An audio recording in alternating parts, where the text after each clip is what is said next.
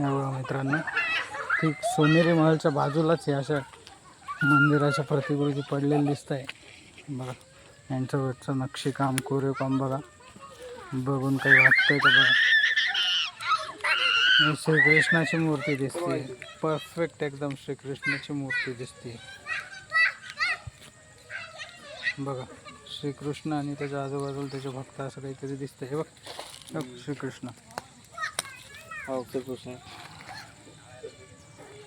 हे पण बहुतेक श्रीकृष्णाचं विराट रूप असं काहीतरी दिसतंय. एवढं मोठं फुलं मागा बघा इकडे. हे बघ, ही पण इतिहासाचा काहीतरी भाग दिसतोय.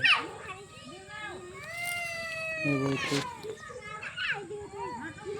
काय काही कळ नसेल, बरंचसं असं इतिहास असं पुसल्यासारखा दिसतोय. इथं उभारता ते बरं पाप्पा या मंदिर सगळं करता येतं. करणार नाहीत लोक. इथे अशी घाण करून ठेवलेली आहे लोकांनी. हे बघा, हे कोणती तरी देवी दिसते, त्याचे ते सेवक दिसत आहे.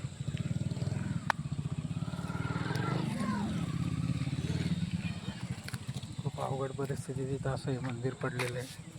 हे पहा, हे कोणत्या देवाचं स्ट्रक्चर आहे तेही कळत नाही आहे. खूप घाणेरड्या परिस्थिती इथं पडलेलं आहे, याकडे कोणाचंच लक्ष नाही आहे. श्रीकृष्ण मोठ्या मंदिरामध्ये हे बघ श्रीकृष्ण. हे बहुतेक काहीतरी वाद्य वगैरे खेळ असं चालू आहे काहीतरी. याच्या पलीकडून बघा, हे दिवा दिसतोय. हे असं दिवा आहे खाली लटकलेल्या स्थितीत, आणि हे श्रीकृष्ण आहे. परफेक्ट एकदम श्रीकृष्णच दिसत आहे. श्रीकृष्ण हे नको नको लागल ते. हे श्रीकृष्ण दिसत आहे बासरीवाले. हे असे अवशेष बऱ्याच म्हणजे सोनेरी महल डॉक्टर बाबासाहेब आंबेडकर युनिव्हर्सिटीमध्ये सोनेरी महलच्या बाजूला अशा मंदिराचे कितीतरी अवशेष पडलेले दिसतं तुम्हाला.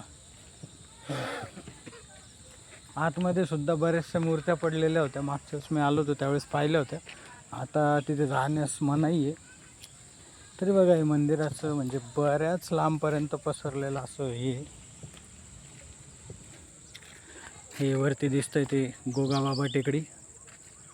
वाटेचे एक्झॅक्ट खाली आहे बघा. एक्झॅक्ट इथं मेन बेस असेल त्याचा. हे मंदिराचा मेन बेस असू शकतो असं म्हणणं आहे आपल्या अंकुश सरांचं.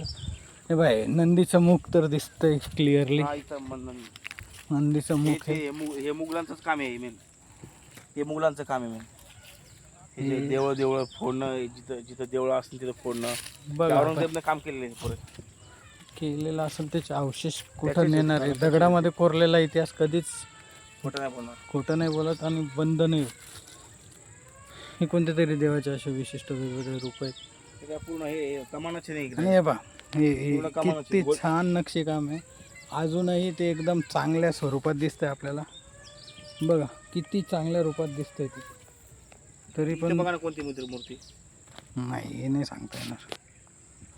बघा म्हणजे बऱ्याच सगळ्या देवांची जवळपास इथं मूर्ती दिसते खांबांमध्ये.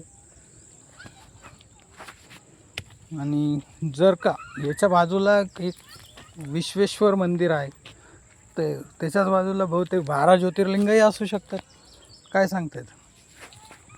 आणि नंदीचं मुख आपल्याला दिसलेलं आहे, म्हणजे भगवान शंकराचं काहीतरी मंदिर असल्याची शक्यता नाकारता नाही येत इथं. हे त्रिशूळचे, हे त्रिशूल आहे. त्रिशूळ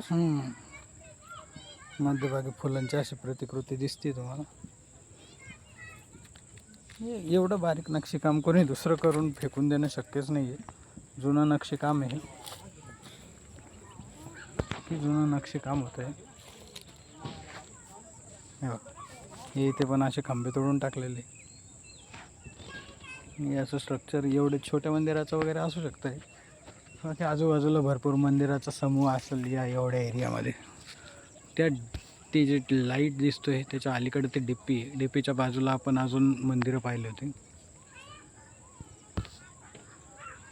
आणि असं गोगाबाबा टेकडी आणि सोनेरी महलच्या बाजूला असे मंदिरं असतील. आधी शंका नाकारता येत नाही.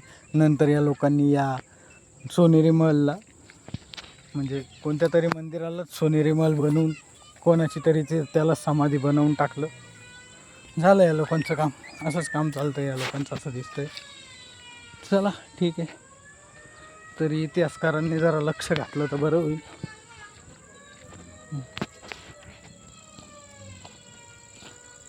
दुसरं काय, सोनेरी मंदिरात काहीतरी बांधकाम चालू आहे. इथे सुद्धा काही अवशेष दिसत आहे, दगडं. तिकडं काही दिसत तर नाही वेगळं. चला वापस फिरायची वेळ झाली आहे. संध्याकाळ होत आली आता.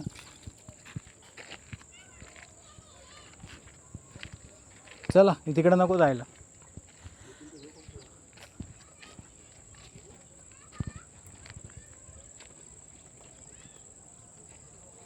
चला इथं काही दिसत नाही.